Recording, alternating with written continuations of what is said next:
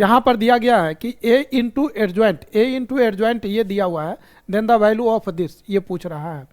अब आपको एक थ्योरम पता होगा, a into adjoint of a ये होता है determinant of a into identity matrix. तो भाई यहाँ पर हम क्या लिखेंगे, determinant of a into identity matrix, और ये 3 ऑर्डर का है तो यहाँ पर हम I3 लिख देते हैं, और इस सारे में से आप 2025 आप बाहर कर सकते हैं। यदि आप 2025 बाहर करेंगे तो अंदर जो बच जाएगा वो बचेगा 100010001 इस तरीके से। अब आप ज़रा ध्यान से देखिए, determinant of A I3 this is 2025, और ये फिर से आपका I3 मतलब आइडेंटिटी मैट्रिक्स। अब I3 और ये आप कैंसिल हो जाएगा, यहाँ से डिटर्मिनेंट ऑफ ए का वैल्यू निकल गया, दैट इज 2025। डिटर्मिनेंट ऑफ ए आ गया। अब यहाँ से एक चीज़ और पूछा गया है, एडजॉइंट ऑफ ए का डिटर्मिनेंट। तो भाई ये भी एक थ्योरम है, एडजॉइंट ऑफ ए का भी एक रिजल्ट है। क्या रिजल्ट है, तो इसका वैल्यू होता है determinant of A to the power n-1।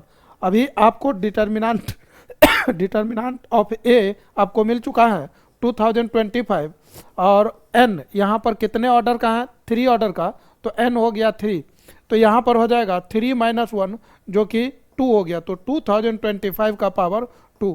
कहने का मतलब इसका आंसर क्या होगा, तो determinant of A plus adjoint of A का डिटर्मिनेंट, तो ये हो गया आपको 2025, एंड इसका वैल्यू आ गया 2025 to the power 2। This is the answer. कहने का मतलब इसका जो आंसर होना चाहिए that is option number D. अब एक चीज़ ध्यान से समझिए, ये जो रिजल्ट है इस थ्योरम को मतलब इनफैक्ट वेरीफाई करने के लिए भी आता है सब्जेक्टिव में। आपको लिखा रहेगा कि verify this result A into adjoint of A and determinant of A multiplied bye identity, and this is also true for. अब इसी को मतलब कम्यूटेटिव लॉ मतलब ये फॉलो करता है, तो इसको हम उल्टा ऑर्डर में भी लिख सकते हैं, that is adjoint of A multiplied by A. तो कोई मैट्रिक्स दे दिया जाता है सब्जेक्टिव के लिए, ये एक मैट्रिक्स दे देगा और बोला जाएगा कि वेरीफाई दिस रिजल्ट, तो वहाँ भी आपको ये ज़रूरत पड़ सकता है। तो MCQ में तो है ही, लेकिन सब्जेक्टिव के लिए भी ये बहुत ही इंपॉर्टेंट रिजल्ट है।